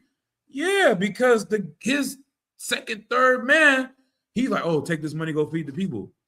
They taking the money and sending it back to America. They over here sabotaging. Oh, we just got a beautiful farm over here. We made more grain. We're going to get some bread. We're going to send it to the city and they're going to have food. He over there poisoning the brain. You know what I'm saying? Right. And so they do that. That's how they work. So then now in your mind, you're carnal. You're a man in the world. You're trying to be a leader of your own gang. You want to free yourselves from this other gang. And you realize there's snitches in your hood. What you going to do? What you gonna do? Exactly. You gotta wipe it. No, you know what I'm saying? You gotta start knocking them down. And then they're gonna say, look, he just knocked down people in this country that went against him. Nigga, I'm trying to free us. And you snitching. I'm gonna kill you. He's a dictator. Nigga, how else am I gonna run this? If I run it freely, America's gonna send somebody in and make the people take over this mission. So that's the same thing they do with the Black Panthers. The Black Panthers are saying, we're trying to free Black Americans. We're carnal, though. Like I said, they're not in the truth. So we're going to build an army. We're going to free us. And we're going to have everybody on one accord. So you're going to have to listen to what we're saying. To free us, we got to be in charge. They're like, damn, y'all are not fair. Y'all are not taking votes. You're not listening to people. That's what happened in Cuba. It's the same thing. Same thing in China. They're saying these places are not free in Russia because they know America sends snitches into your country. And then you got to kill them, and then they say you're a dictator. That's what happened with Fidel Castro. You understand? And I'm going to say, who else? Another one I'm just thinking of. I think I got the message, though. It's like, yeah, that's what it looks like on a basic level, is that they're always sending people in, and then they have to consolidate the leadership, and they're going to have, oh, that's what I was going to say. In the movie Scarface, the people that they kicked out of Cuba hated Fidel Castro, and the people that live in Florida, all the Cubans, they hate Fidel Castro because they're like, oh, he's arresting us, he's killing us, he's doing this. That's because y'all want to work with America. Y'all are the coons of Cuba. The coons of Venezuela come here and celebrate now that Maduro's gone. The ignorant people of Venezuela don't even understand what's going on, don't want him in charge, not realizing what America's really doing to make this happen. Go ahead. So, sir, they just released a video of how they did the operation and how they kidnapped the president. Damn. Yeah. What did they do? Okay. We'll go on that after class. We are at 9:30. All right. Let's go a little bit further in this, and then we'll close it out. Yeah, but the people that come from Cuba, that's why I say a lot of Cuban Americans are Republicans. They're like, oh, these Latinos voted for Trump. That's because they sent all of their coons, they kicked them off the goddamn island. He just put them on a boat and told them to get out of here because every time we try to do something against the white man, you niggas keep snitching and telling and trying to work with the white man. And then they're like, yeah, Fidel Castro, he's evil. He's really trying to save his people and build them up. So that's that. I'm going to read some of this thing from the Communist Manifesto. I'm gonna post this on here right now to see. So hopefully I don't share screen.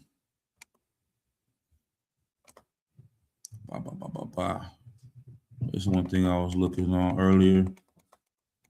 It explains there's a lot of little wordy things I might move through. Some things are not necessary, but given this concept, this stuff, they don't want anyone to learn in school.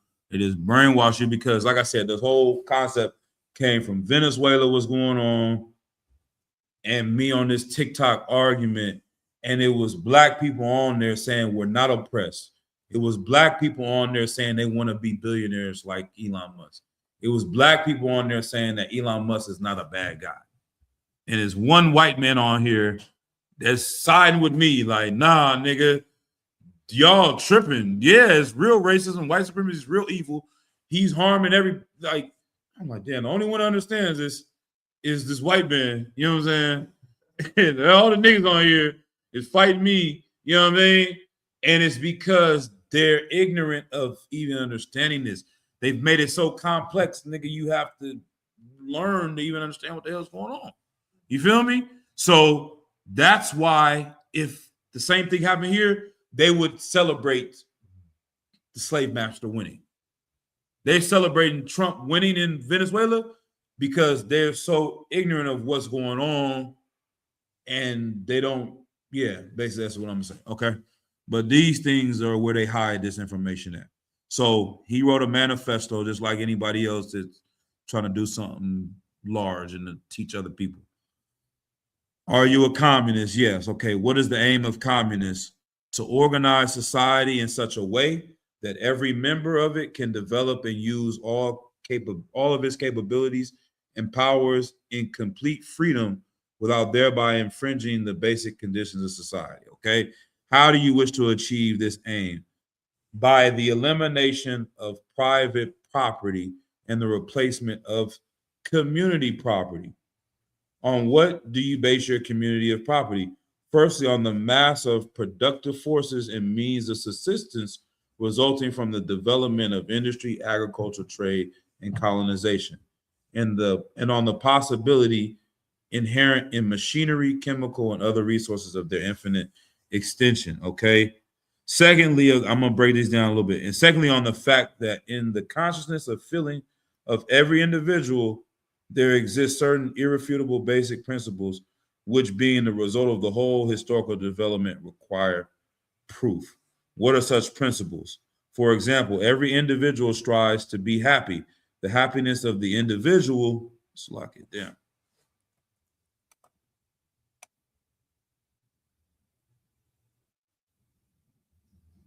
Yeah, there it goes. What did I do? It won't let me scroll down slowly. What am I at? The happiness.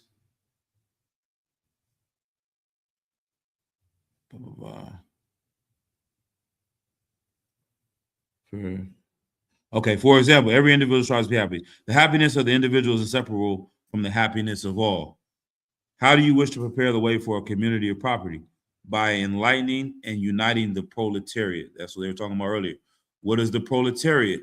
The proletariat is that class of society which lives exclusively by its labor or its working, and not on the profit from any kind of capital.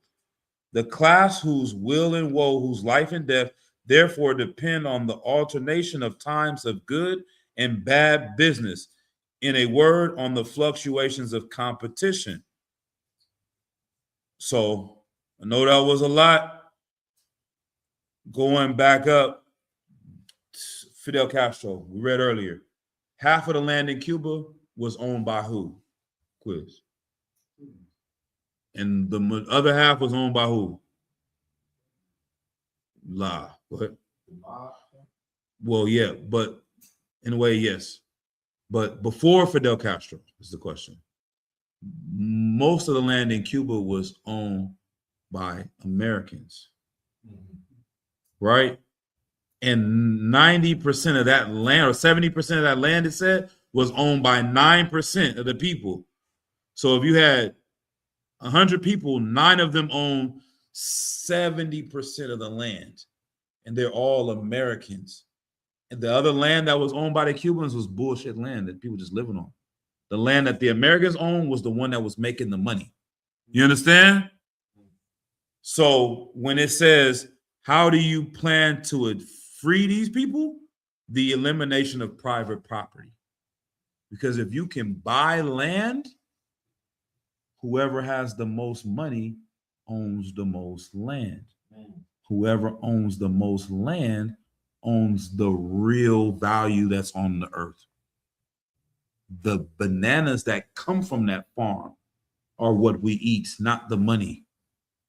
You understand? The gold that comes out of Venezuela is valuable, not the money you bought it with.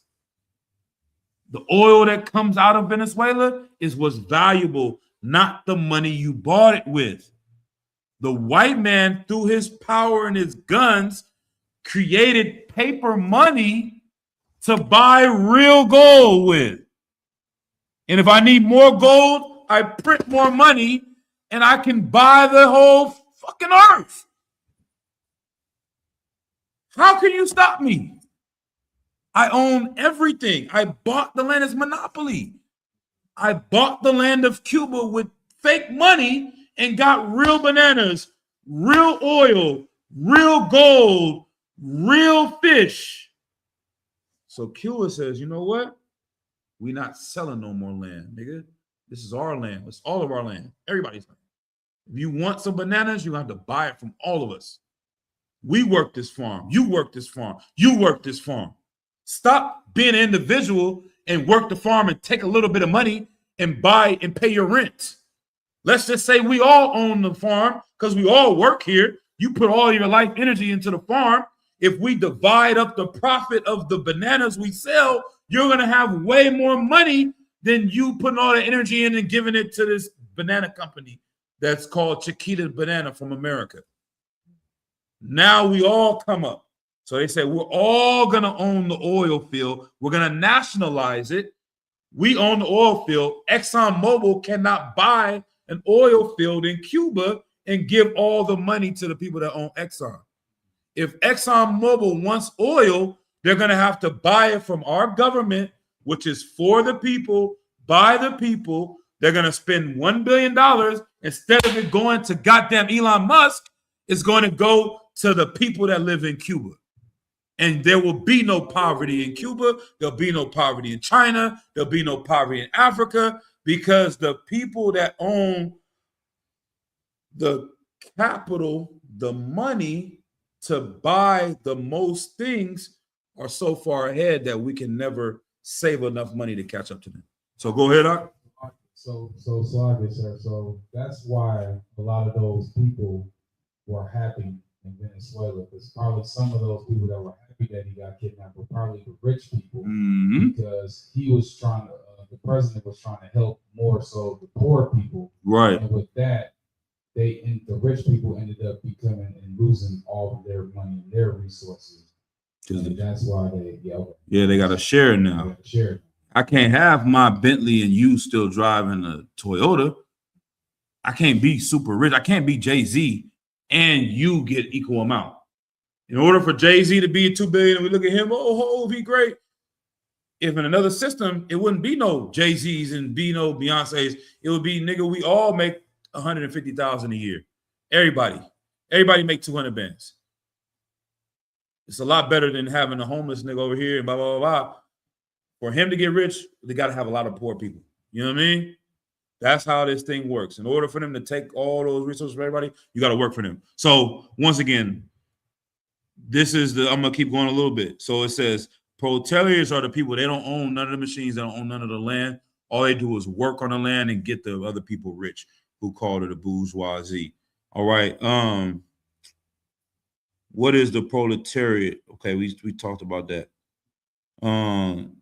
Have there always been proletarians? The answer is no. There have always been poor and working class people, and those who worked were almost always the poor, but there have not always been proletarians, just as competition has not always been free. How did the proletarian rise? It came to being as a result of the introduction of the machines. This is where we're getting this AI. This devil wrote this in the 1700s. He's seen this coming down the line. That's why they damn near look at him like he's a goddamn prophet, because he's putting this together when they barely had the steamboat. He's like, oh, this machine about to take over everything. This machine about to take all of our jobs. 200 years ago, he started figuring this out. We seeing a goddamn robot do a somersault backflip, and niggas is still talking about, I want to be like Elon Musk, not understanding what's going on. So this is key. Like I said, bear with me, Akim. This is key to wrap your mind and understand what he's saying right here. How did the proletariat arise? The proletariat came into being as a result of the introductions of machines, which have been invented since the middle of the last century. So this is like the 1600s. And the most important of which are the steam engine, the spinning machine, and the power loom. These spinning machines, like the cotton gin, these machines, which were very expensive and could therefore only be purchased by rich people, supplanted the workers of the time. Now we don't need the workers. They ended slavery because of the cotton gin. Go ahead. You go ahead, huh? Bring that out. So it's like Mhm. in slavery for that, but because of the cotton gin, so They don't need you no more. right. But how did they afford? How did they get the money to make the cotton gin?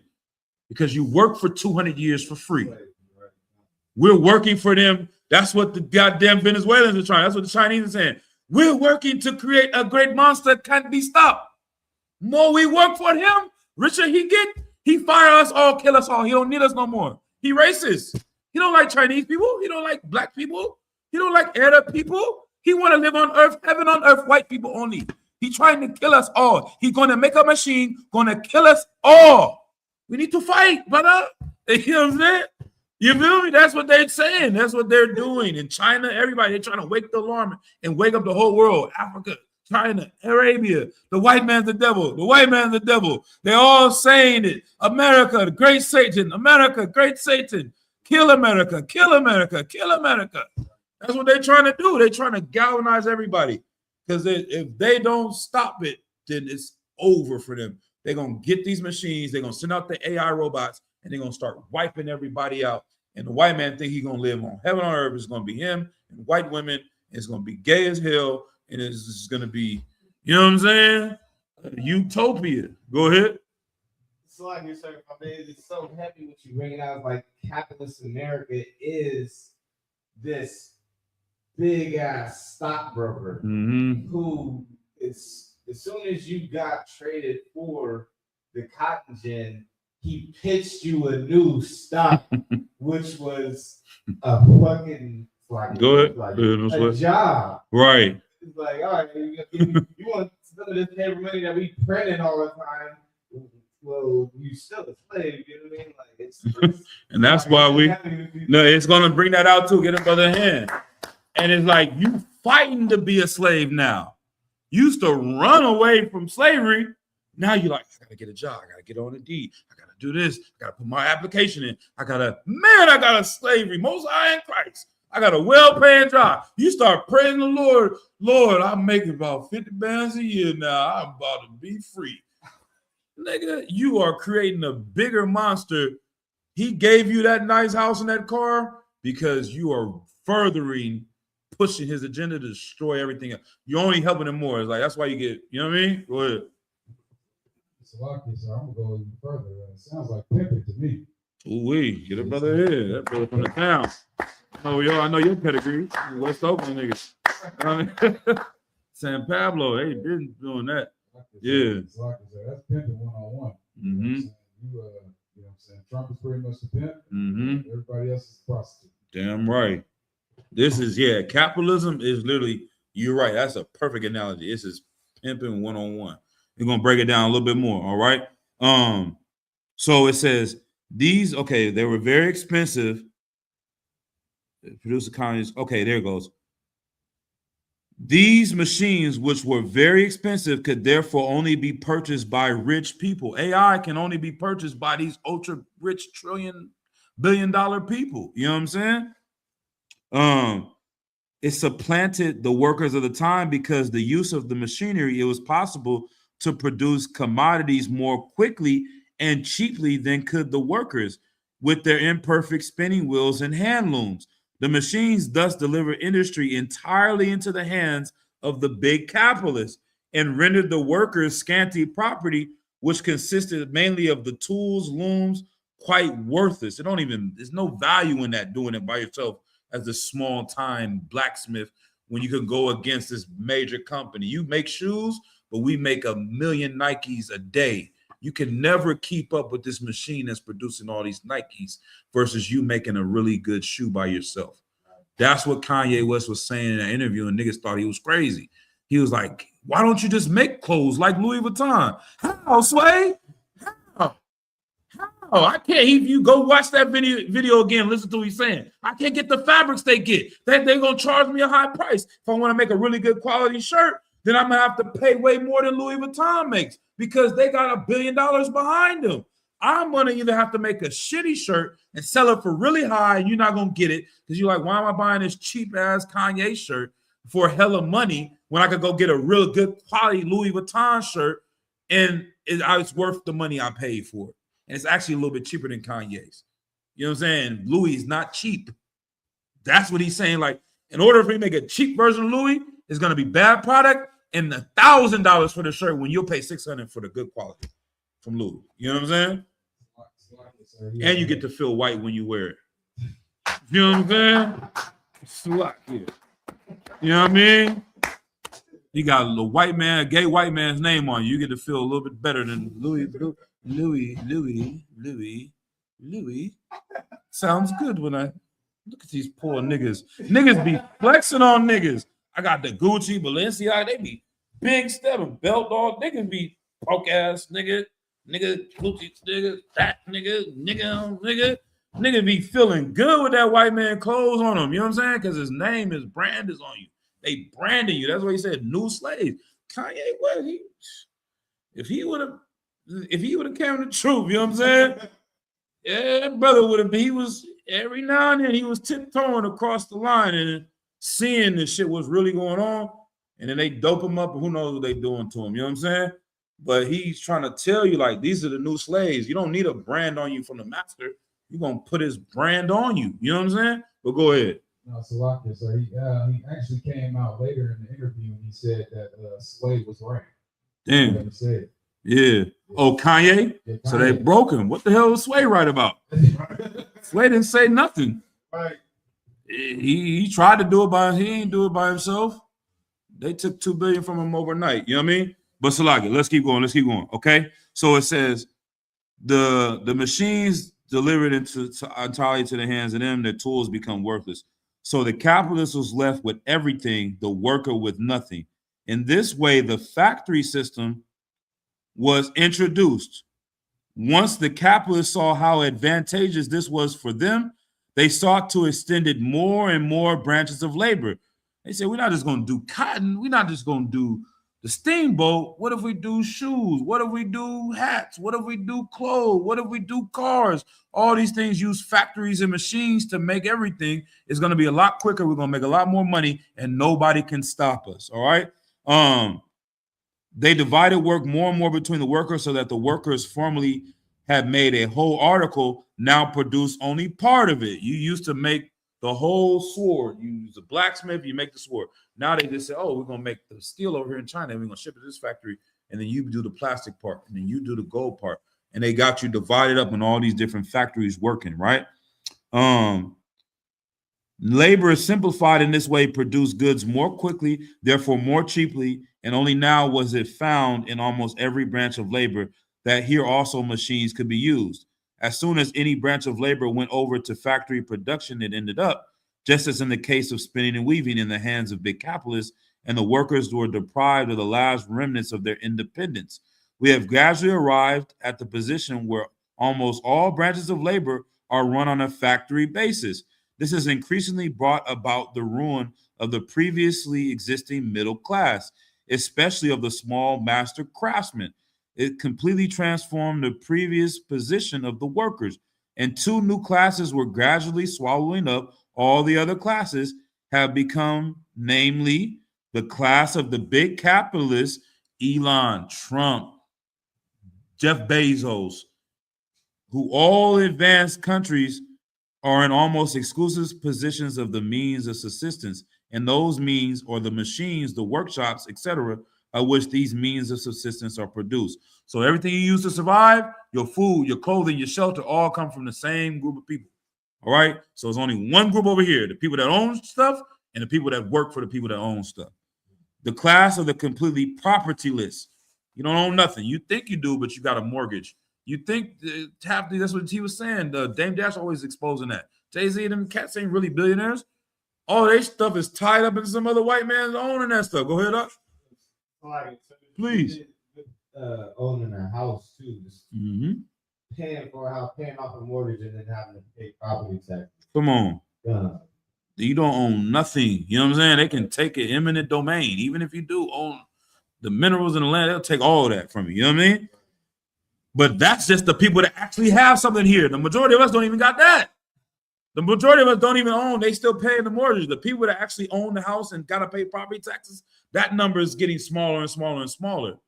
The people that own everything, Airbnb, they bought all the houses now. It's owned by these same groups of people. You know what I'm saying?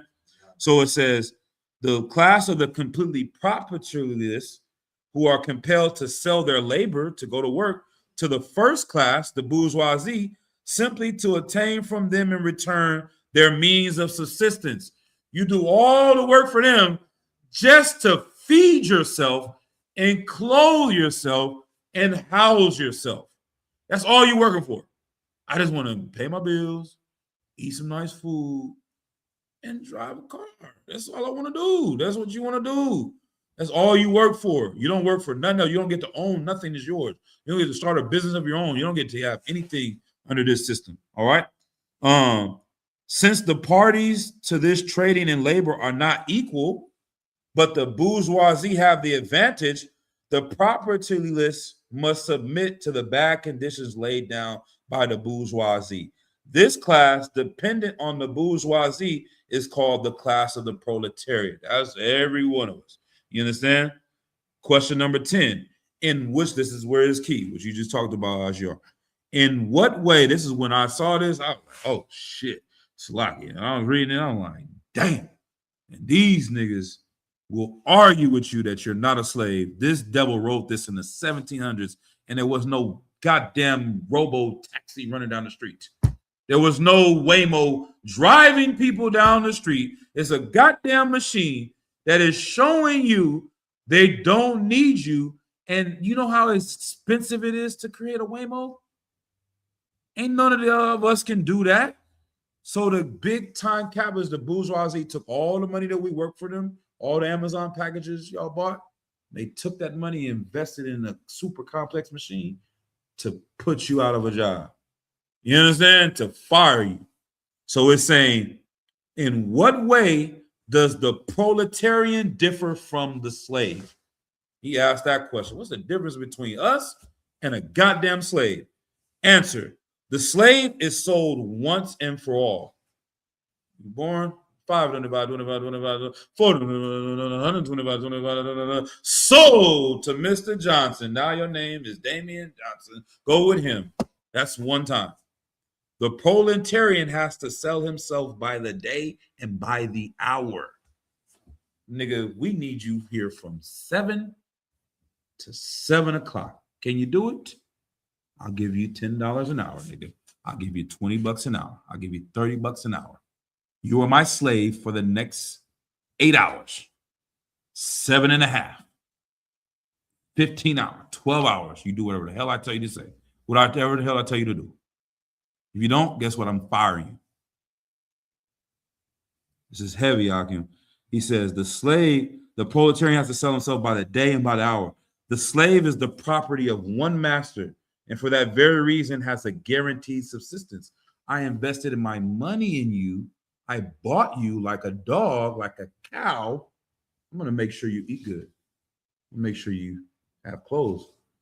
I don't want to damage my property. I'm going to make sure you have health care. Slaves had health care. They'd send them to the doctor. Your arm get the pus and too much stuff. Oh, let's go get that soda. We'll get it back into work. LeBron, they need to take care of LeBron. He can spread his ankle, massage him, give him some. Y'all heard about them damn Wagyu cows? Them cows live better than us because they make them more money. They massage them and all that. We're going to take care of this slave because he's going to make it my slave. You understand?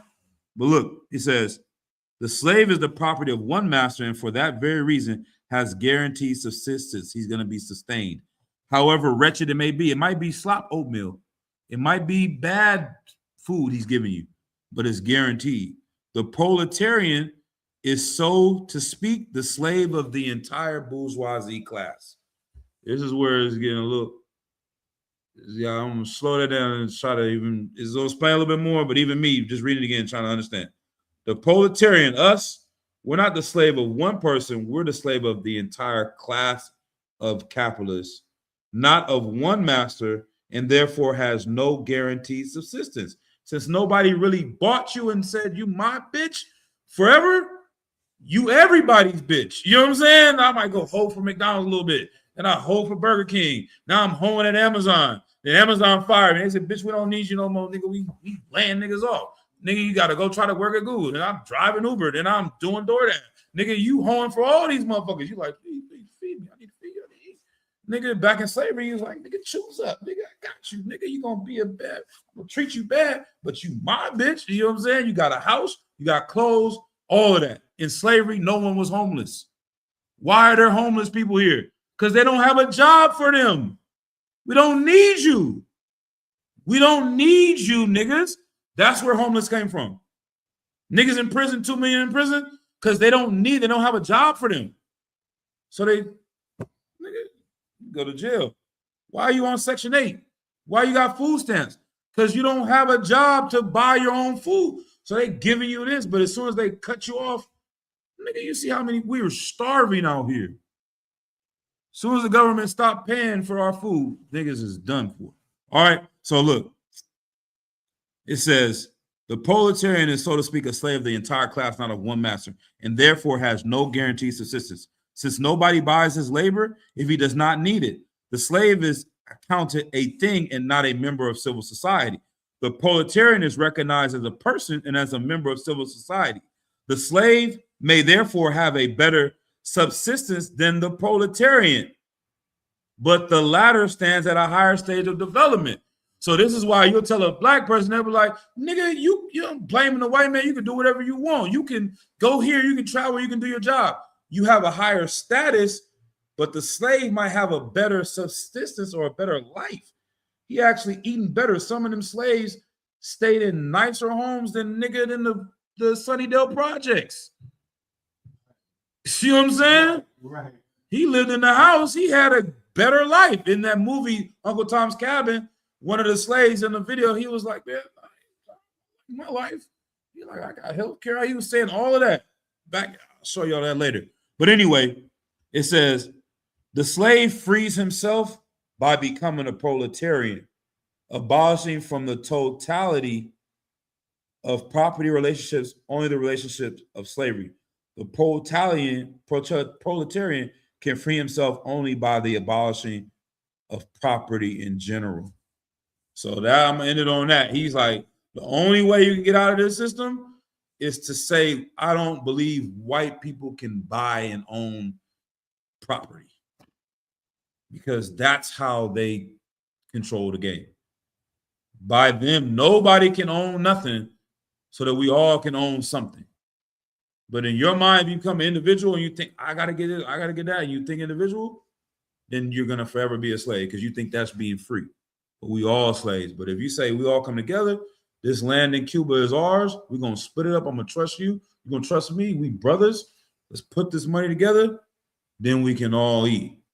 I'm gonna show it to you in the Bible. Give me Acts chapter 2 and verse 44, and we'll get up out of here, Akim. Brotherhood is the key. The reason why these communist things are evil as hell, because it's not of the Lord. You know what I'm saying? The reason why they're doing all this thing, because they don't know what brotherhood means. They don't have the laws. They're heathens too. They're trying to build a coalition of different nations of people. So the Chinese can say they have brotherhood for each other, and they might really want to be free from America, but they really don't have brotherhood with the Russians. And they really damn near don't have brotherhood with their own people because they heathens. They'll connive and backdoor and whatever. They can be bought out because they don't have morals. You offer the Chinese man a white whore, he'll sell out the whole damn China for some box from a white whore. You know what I'm saying? You tell this African leader, this dirty ass Hamite, he will give you this nice car and this Bentley, he'll sell out the whole Nigeria for a little bit of gold that the white man gives him. You know what I mean? So they can never fully develop communism because they can't actually build a brotherhood between all these different nations of people. You know what I'm saying? But it doesn't mean the system makes sense. The system is what the Lord wants. You know what I'm saying? And Christ is going to bring that system. You know what I'm saying? Ain't nobody going to own no property because the Lord owns all the property. Ain't nobody going to be able to buy and build nothing because they want to, because Christ owns all of this. And if you ain't underneath his jurisdiction, you ain't getting nothing. But if you're under his jurisdiction, you're going to eat well. The street's going to be paid to go. The Lord left enough on earth for us all to live good, especially the children of Israel. You understand? Go ahead and read. This is the book of Acts, chapter 2 and verse 43. And fear came upon every soul, and many wonders and signs were done by the apostles. And all that believed were together and had all things common. Hold on. Alexa, what is the root word or the etymology of the word communism? The root word of communism comes from the Latin communis, meaning common or of the community. Alexa, stop. Read it again, Doc. And all that believed were together and had all things common. They had all things common: community, communalism, communism. Nigga, they were one body. I can't have food and you not have food. What that look like? Where they do that at? The white man. You know what I'm saying? I can't have shoes and you don't got shoes. I got 50,000 pairs of shoes and you don't got one. What type of brotherhood is that? You feel me? That's America. That's individualism. That's capitalism. That's what Jay-Z and all these evil ass niggas is doing. They hoarding everything and not wanting to split it up with everybody. You know what I'm saying? Read it again from the top. I work called the verse. This is the book of Acts, chapter 2 and verse 43. Mm-hmm. And fear came upon every soul. Right. And many wonders and signs were done by the apostles. Right. And all that believed were together. They came together because they didn't fear the Roman Empire anymore. They united. They became one body because they seen the brotherhood of the apostles of Paul and Peter and Yahushua Mashiach. He reading? And had all things common. Read. And sold their possessions. Let's take our money. You know what I'm saying? And goods. Uh-huh. And parted them all.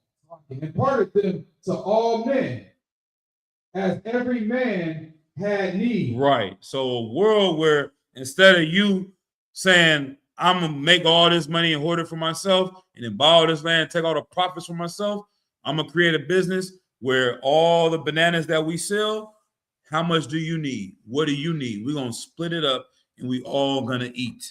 If you split up the money from what the earth has given, everyone's lives would be better as opposed to just having a few rich over here and everybody else poor. But you can't do that unless people are on one page and can trust each other in righteousness. You understand? Keep going. And they continuing daily with one accord in the temple and breaking bread from house to house, did eat their meat with gladness and singleness of heart. That's where we get that breaking bread. We about to break it down. You know what I'm saying? Make sure everybody eat. You know what I'm saying? So that's the spirit, and this is what you're seeing is going on in the world. The reason why they going against Venezuela is because these niggas are trying to cut off the white man. The white man then brainwashed the whole world that they think the best system is his system, which is really the most slaved system ever. They mastered slavery to the max. You understand? But I guess the thing to tie it all up is I'll go over my notes in my head real quick. The white man's the devil. Christ is gonna return, put them in chains, then eradicate them, and that will be the kingdom of heaven. Shalom. All right.